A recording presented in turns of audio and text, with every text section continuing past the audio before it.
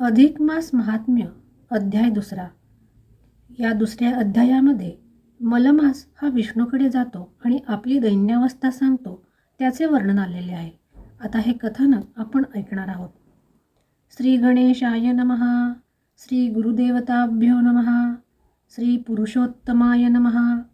नारायण आणि मलमास यांचे गोलोकामध्ये गमन झालेले आहे.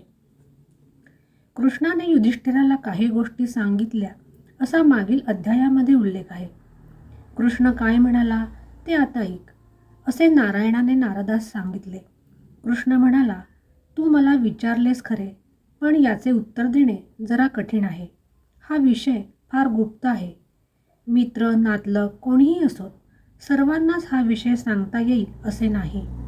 पण तू माझा परमभक्त आहेस म्हणून मी तुला सांगतो.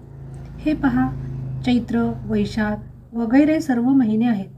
तसेच काळाचे अनेक लहान मोठे भाग आहेत. कला काष्ठा मुहूर्त घटका प्रहर रात्र दिवस ऋतू अयन संवत्सर युग परार्ध असे जे जे काळाचे भाग आहेत त्या सर्वांना प्रत्येकी अधिष्ठाता देव असतो.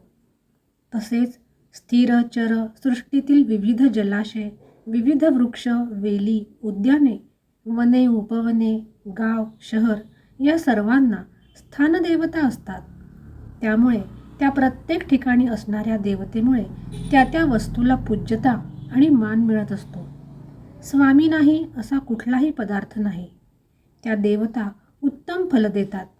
पण ज्यावेळी अधिक मास उत्पन्न झाला त्या महिन्याला सूर्याची गती मोजत नाहीत आणि म्हणून इतर सर्वजण त्या महिन्याची मलिन मास म्हणजेच मलमास म्हणून चेष्टा करू लागले आणि म्हणून मलमास हा निंद्य ठरला. शुभ कार्याला लोकांनी त्याला वर्ज्य मानले. त्याला जगाचा मळ असे म्हटले गेले. अधिक महिन्याला त्यामुळे फार दुःख झाले. त्याला कुणी सहाय्यक नव्हता. तो हवालदिल झाला. मी आता कोणाचे पाय धरू अशा या चिंताग्रस्त महिन्याला मूर्छा आली. जरा वेळाने तो शुद्धीवर आला आणि विचार करू लागला. त्याच्यावर हरीची कृपाच झाली म्हणून त्याला सुचले, आपण हरीला शरण जावे. युधिष्ठिरा, मी विष्णू रूपाने वैकुंठात राहतो. तेथे तो अधिक मास आला. मी रत्नखचित सिंहासनावर बसलो होतो. माझे दर्शन घेताच तो माझ्या पाया पडला आणि दोन्ही हात जोडून उभा राहिला. थरथर कापत असलेला आणि अश्रू ढळत असलेला तो मला म्हणाला, हे देवा, तू जगाचा नाथ आहे. मी पामर अनाथ आहे. तू माझे रक्षण का बरे करत नाहीस? तू करुणेचा मेघ आहेस. मग माझी उपेक्षा तू का करतोस? मी निराश्रित आहे. मला कुणी स्वामी नाही. म्हणून सर्वांनी मला मलमास असे नाव ठेवले आणि माझा धिक्कार केला. माझी दुर्दशा झाली. पण तू दयाळू आहेस. मग तू कठोर का झालास? गजेंद्राने आर्तस्वराने हाका मारल्या तेव्हा तू त्वरेने जाऊन त्याचे रक्षण केलेस. पण माझे रक्षण का करीत नाहीस? त्यावर विष्णूने त्याचे सांत्वन केले आणि म्हणाला, हे वैकुंठ आहे. येथे शोकाचे काय काम? कृपा करून रडू नकोस. मी तुझे समाधान अवश्य करीन. तुझे दुःख तरी काय आहे ते मला सांग. त्यावर मलमास म्हणाला, हे सर्वज्ञ भगवंता, तुला माझी दुरावस्था माहीत नाही असे कसे होईल बरे? सगळे जग तुझ्या जाणीवीत आहे. तू विचारतोस म्हणून मी तुला सांगतो. सर्व कालखंडांना स्वामी आहेत. त्या स्वामींच्या आधाराने सर्व कालखंड निर्भयपणाने जगतात आणि राहतात. पण मी 13वा महिना आहे. मला कोणीही स्वामी नाही. म्हणून मी निराधार आहे. विधवेला जसे शुभ कार्यामध्ये घेत नाही, तिचे तोंड देखील पाहत नाहीत, तशीच माझी अवस्था झालेली आहे. असे जगण्यापेक्षा मेलेले बरे.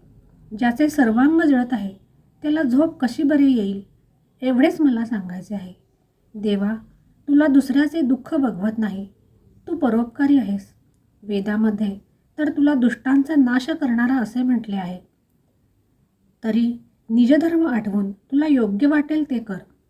देवाला पुन्हा पुन्हा काय सांगावे? असे म्हणता म्हणता मलमास तेथे मूर्छित होऊन पडला. विष्णूला त्याची दया आली. त्याने गरुडाला खुणावून मलमासाला शुद्धीवर आणण्यास सांगितले. गरुडाने त्याला आपल्या पंखाने हळूहळू वारा घातला आणि त्यामुळे मलमास शुद्धीवर आला. शुद्धीवर आल्यावर विष्णूच म्हणू लागला, काहीतरी करा आणि मला या दुःखातून बाहेर काढा. विष्णू त्याला म्हणाला, होय, मी चतुर्भुज विष्णू आहे, पण तुझे हे काम गोलोकामध्ये राहणारा श्रीकृष्ण जो माझा अवतार आहे तोच करू शकतो. तो 2 हातांचा देव आहे, पण सर्व देवांमध्ये तो श्रेष्ठ आहे. त्याला प्रत्यक्ष पाहिल्यावर तुझे समाधान नक्की होईल. त्याला पुरुषोत्तम असेही नाव आहे. आपण दोघे त्या गोलोकामध्ये जाऊ. तुला त्या गोलोकाची मी थोडी कल्पना देतो. असे म्हणून विष्णूने प्रथम ब्रह्मांडातील कैलास, वैकुंठ आणि इतर लोकांची माहिती दिली. श्रीकृष्णाने ती सविस्तर माहिती युधिष्ठिरास सांगितली. तो पुढे म्हणाला, विष्णूने सांगितलेले वर्णन ऐक. त्या गोलोकामध्ये मध्यवर्ती अशी एक ज्योत आहे.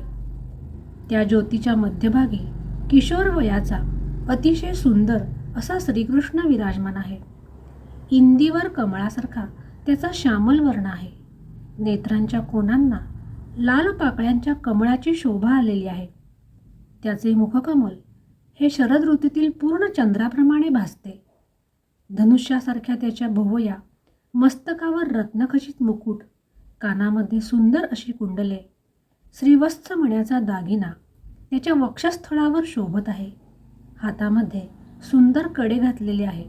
कंठामध्ये कौस्तुभ मणी आहे. गुडघ्यापर्यंत लोंबणारी वनमाळा त्याने धारण केलेली आहे. भाळावर कस्तुरीचा टिळा हा त्याला शोभत आहे. असा हा श्रीकृष्ण लखलखीत सोन्यासारखा पितांबर नेसून बसला आहे. कमरेभोवती मेखला आहे. त्याचे दोन्ही भुज हे नीलवर्णासारखे शोभत आहेत. त्याच्या हातामध्ये मुरली आहे. ती सुद्धा रत्नजडित अशी आहे. तो सर्व सौंदर्याचे निधान आहे. रत्नाच्या सिंहासनावर तो विराजमान आहे. असे म्हणून विष्णूने अनेक सुंदर विशेषणांनी त्या श्रीकृष्णाचे वर्णन करून मलमासाला खूप आनंद दिला. मलमासाला घेऊन विष्णू गोलोकी गेला. दुरूनच त्यांना श्रीकृष्णाचे मंदिर दिसले. त्या मंदिराला रत्नजडित खांब होते. महाद्वाराशी गेल्यावर द्वारपालाने पुढे येऊन त्यांचे स्वागत केले. मग विष्णू मंदिरामध्ये प्रविष्ट झाला. विष्णूला पाहताच श्रीकृष्ण उठून उभा राहिला आणि पुढे होऊन विष्णूला वंदन करून त्याला श्रेष्ठ असे आसन बसायला दिले. दोन्ही हात जोडून त्याची स्तुती करू लागला. विष्णूने आसन स्वीकारले. त्याच्या पाठीशी मलमास दोन्ही हात जोडून थरथर कापत उभा राहिला होता. नारायण ऋषी नारदास म्हणाले, धर्मराजा श्रीकृष्णाने असे वर्णन करून सांगितले. या ठिकाणी अधिक मासातील 2रा अध्याय हा समाप्त झाला. श्री पुरुषोत्तमार्पण नमस्तु. श्रीकृष्णार्पण नमस्तु.